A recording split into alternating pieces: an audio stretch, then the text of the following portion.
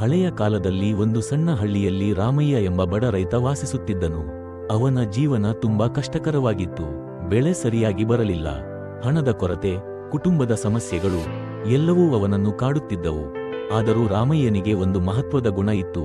ಅವನು ಪರಮಶಿವನ ಮಹಾಭಕ್ತನಾಗಿದ್ದ. ಪ್ರತಿದಿನ ಬೆಳಿಗ್ಗೆ ಎದ್ದು ಶಿವಲಿಂಗಕ್ಕೆ ನೀರು ಅರ್ಪಿಸಿ ಪ್ರಾರ್ಥನೆ ಮಾಡುತ್ತಿದ್ದನು.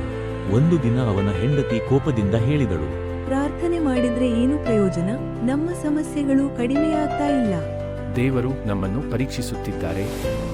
ನಾವು ನಂಬಿಕೆಯನ್ನು ಬಿಡಬಾರದು. ಒಂದು ರಾತ್ರಿ ರಾಮಯ್ಯಗೆ ಕನಸಿನಲ್ಲಿ ಲಾರ್ಡ್ ಶಿವ ಕಾಣಿಸಿಕೊಂಡರು. ಶಿವನು ಹೇಳಿದರು, ರಾಮಯ್ಯ, ನಿನ್ನ ಭಕ್ತಿ ನನ್ನನ್ನು ಸಂತೋಷಪಡಿಸಿದೆ. ನಾಳೆ ಕಾಡಿಗೆ ಹೋಗು. ಅಲ್ಲಿ ನಿನಗೆ ಒಂದು ಅವಕಾಶ ಸಿಗುತ್ತದೆ. ಮುಂದಿನ ದಿನ ರಾಮಯ್ಯ ಕಾಡಿಗೆ ಹೋದನು. ಅಲ್ಲಿ ಒಂದು ಹಳೆಯ ಮರದ ಕೆಳಗೆ ಒಂದು ಚೀಲ ಕಂಡುಬಂತು. ಅದನ್ನು ತೆರೆಯಲು ಒಳಗೆ ಚಿನ್ನದ ನಾಣ್ಯಗಳು ಇದ್ದವು. ಆದರೆ ರಾಮಯ್ಯ ಯೋಚಿಸಿದನು, ಇದು ಯಾರಾದರೂ ಕಳೆದುಕೊಂಡಿರಬಹುದು. ನಾನು ಇದನ್ನು ತೆಗೆದುಕೊಳ್ಳಬಾರದು. ಅವನು ಚೀಲವನ್ನು ಅಲ್ಲಿ ಬಿಟ್ಟು ಮನೆಗೆ ಮರಳಿದನು.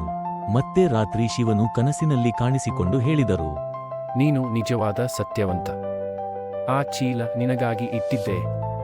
ನಿನ್ನ ಪ್ರಾಮಾಣಿಕತೆ ನನಗೆ ಇಷ್ಟವಾಯಿತು. ಅದಾದ ಮೇಲೆ ಶಿವನು ಅವನಿಗೆ ವರ ನೀಡಿದರು. ಇನ್ನು ಮುಂದೆ ನಿನ್ನ ಜೀವನದಲ್ಲಿ ಸಂಕಷ್ಟ ಇರಲ್ಲ. ಆ ದಿನದಿಂದ ರಾಮಯ್ಯನ ಜೀವನ ಸಂಪೂರ್ಣ ಬದಲಾಯಿತು.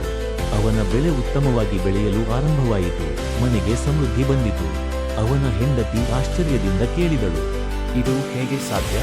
ರಾಮಯ್ಯ ನಗುತ್ತಾ ಹೇಳಿದನು, ನಂಬಿಕೆ ಮತ್ತು ಸತ್ಯ, ಇವುಗಳೇ ನಮ್ಮ ದೊಡ್ಡ ಸಂಪತ್ತು. ಈ ಕಥೆಯ ನೀತಿ ಏನೆಂದರೆ, ಸತ್ಯ ಮತ್ತು ಭಕ್ತಿ ಇದ್ದರೆ ದೇವರು ಯಾವಾಗಲೂ ನಮ್ಮನ್ನು ಕೈಬಿಡುವುದಿಲ್ಲ.